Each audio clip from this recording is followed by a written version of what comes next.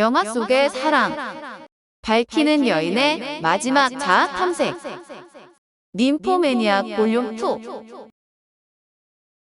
오늘 영화 속의 사랑은 밝히는 여인의 마지막 자아 탐색, ним포매니악 볼륨 2입니다.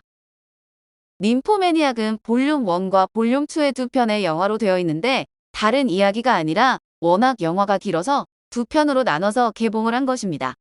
로튼 토마토의 에로 영화 탑 200에서 볼륨 1은 57위를, 볼륨 2는 106위를 각각 차지한 바 있습니다. 아직 볼륨 1을 보지 못하신 분은 볼륨 1을 먼저 보신 후 볼륨 2를 보시기 바라는데, 볼륨 1의 마지막은 조가 아무 느낌도 안 난다고, 아무 느낌도 안 나, 아무 느낌도 안 느껴져 라고 외치면서 끝났습니다. 들어봐요. 둘이 경주를 하는데 아킬레스는 자신감에 차 있죠. 그래서 거북이에게 100m 앞에서 시작하라고 해요. 이제 수학적 문제가 생기는데 아킬레스가 100m 지점에 도착해 거북이를 제끼려 하면 거북이는 그곳보다 앞에 가 있죠. 다시 거기까지 따라가면 또 그곳보다 더 나가 있고, 이것이 반복되어 결국 아킬레스는 거북이를 이길 수 없다는 거예요. 그곳에 아예 감각이 없다는데 지금 웬 수학 문제를 풀자는 거죠? 이야기를 하던 조는 셀리그만의 태도를 분석해 그가 아직 여자와 자본 적이 없다고 추리하고, 셀리그만은 남자랑 잔 적도 없다고 시인을 합니다. 그렇긴 하죠. 궁금해서요. 욕정 때문은 아니고요. 전 제 자신을 무성으로 여깁니다. 물론 10대 때는 스스로도 해봤지만 별 소용은 없었어요. 제겐 성적인 게 없습니다.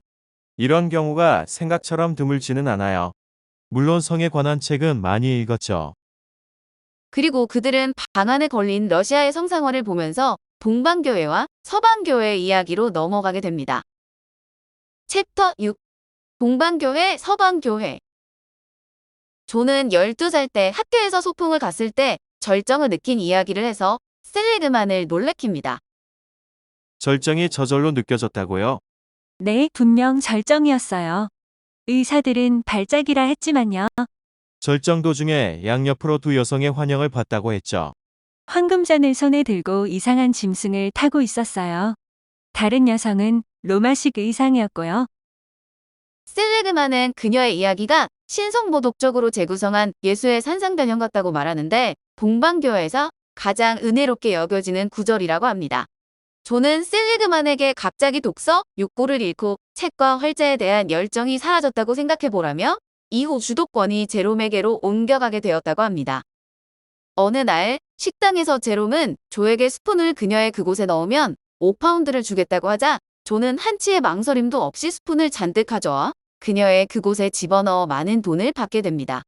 그리고 제롬은 느낌이 사라진 조에게 자신은 도저히 감당이 되지 않으니 밖에 나가서 다른 사람과 하라고 하고, 조는 피아노 교사 복장을 차려입고 나가게 됩니다. 그녀는 자동차의 점압 플러그를 몽땅 빼놓고 지나가는 남자에게 도움을 요청하는데, 수많은 남자들이 그녀 차 주변으로 몰려들어 점압 플러그를 끼워줍니다. 하지만 그 방법도 큰 효과를 발휘하지 못했고, 제롬이 대부분 여행 중이라서 아들 마르셀과 둘이 지내게 되는데, 제롬은 집에 돌아오면 마르셀을 돌보지 않았다고 조를 비난합니다. 그리고 만족을 못 느끼는 증상이 더 심해지는데, 창문 밖에 외국인 노동자들을 보다 말이 안 통하는 남자와 같이 한다는 새로운 도전에 엄청 흥분을 하게 됩니다. 아프리카어 통역사를 불러 애니라는 흑인 노동자에게 자신과 하겠냐고 물어봐 달라고 하는데, 통역사는 엄청 황당해하면서도 그의 주소를 받아가지고 오게 됩니다. 그곳은 싸구려 호텔로, 그곳에 간 조에게 흑인 남성 두 사람이 들어오는데 애니 형제를 데려와서 뜻하지 않게 셋이하게 됩니다. 하지만 흑인들도 그녀를 만족시켜주지 못하는데, 조는 자기가 탐험해야 할 더 넓은 세계가 있다는 걸 알고 새로운 세계에서라도 자기 삶을 되찾기로 하고 여자에게 폭력으로 만족을 주는 K에게 갑니다. K가 하는 일은 제가 매우 싫어하던 거였어요. 그럼에도 그를 찾아간 건 느낌을 되찾기 위한 필사적인 최후의 시도였죠. 그 시스템은 K에게 무엇보다도 중요했어요. K의 명령대로 갈색 말채찍을 구입해 K에게 간 조는 K의 아픔을 당하는데, 그런 상황에서 새롭게 성감을 되찾게 됩니다. 이렇게 K와의 행위에 빠져 크리스마스에도 나가려는 조에게 제롬은 그날도 나가면 평생 자신과 아들 마르셀을 보지 못할 것이라고 하지만 조는 K에게 갑니다. 조는 K에게 그 짓을 요구하지만 거절당하고 고대 로마식의 최고치인 40회를 맞게 되는데 그녀는 맞으면서 책 표지에 대고 자신의 그곳을 자극합니다. 그리고 조는 그 이후 K를 떠나지만 절정을 다시 되찾게 됩니다. 챕터 7. 거울. 그렇게 몇 년이 지났을 때 조는 그동안 신체를 학대한 결과가 나타나 가끔 그곳에서 피가 났으며 점점 잦아지게 되는데 직장에서는 정신과 상담을 받으라고 명령합니다. 하지만 그녀는 정신과 의사를 극단적으로 싫어했는데 그것은 과거 임신한 아이를 없애려고 할 때 정신과 의사의 상담이 필요했지만 의사는 아주 냉담했기 때문입니다. 그 때문에 조는 과거 의학 공부를 잠시 했던 경험을 살려 스스로 도구를 만들어 집에서 직접 시술을 했었습니다. 무튼 조는 회사의 요구로 어쩔 수 없이 심리학자에게 가게 되는데 중독자들의 모임은 자극을 주는 것들과 접촉을 끊어야 한다고 합니다. 조는 그들의 이야기대로 집안의 거울까지 전부 치우지만 그 성과를 발표하는 자리에서 써간 원고를 찢어버리고 선생의 의도와는 달리 충격적인 이야기를 내뱉습니다. 나는 당신과는 절대 달라요. 공감한다는 건 거짓말이에요. 당신은 그저 사회의 도덕 경찰에 불과하니까 당신의 의무는 나 같은 사람을 지구상에서 없애는 거지요. 부르주아들이 역겨워하지 않도록.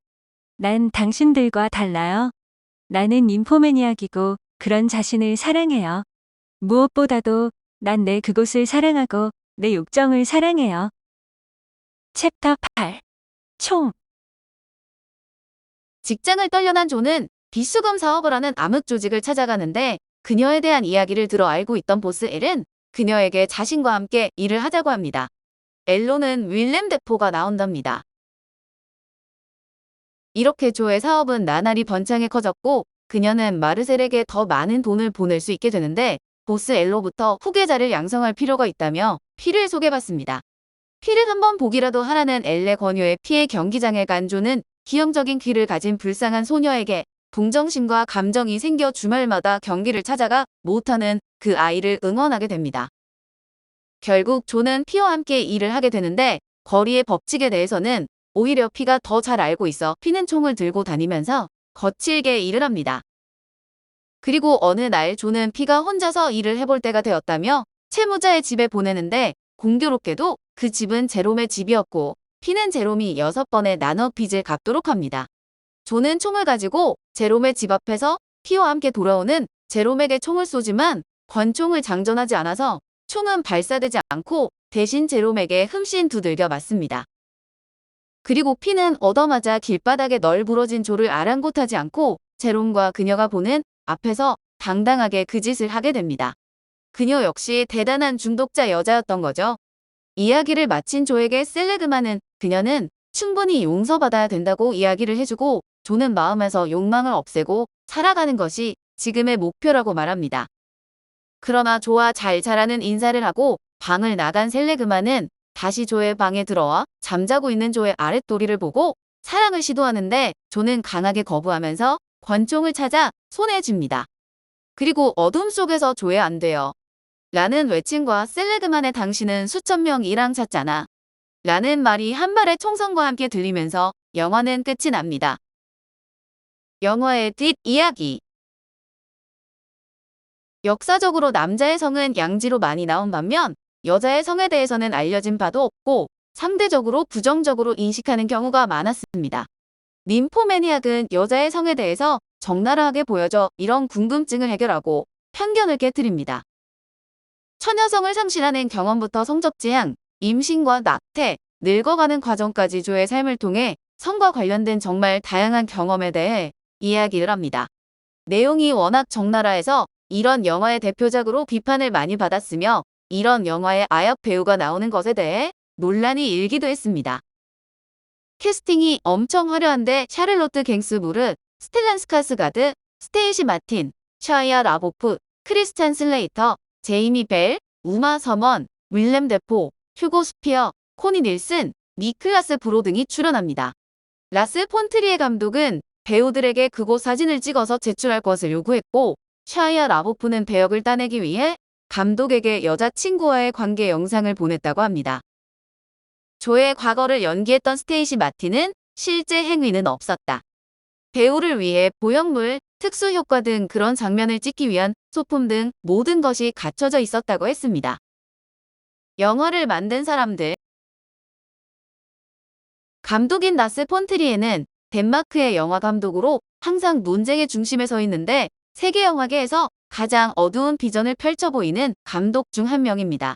덴마크 코펜하겐에서 어머니의 외도로 태어났으며 어머니에게 받은 슈퍼 8mm 카메라로 여러 단편들을 찍기 시작했는데 11살 때 만든 스톱모션 애니메이션인 스코틀랜드 여행이 비공식적 단편 데뷔작입니다.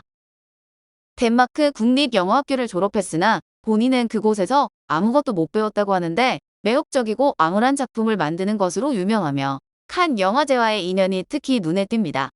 도그마 선언을 발표했으며 그의 초기작인 백치드에서 이를 전부 적용시켰는데 폴 토마스 앤더슨의 트리의 펜으로 짐가방이라도 들어주며 어디든 따라가겠다며 농담을 한 적이 있습니다.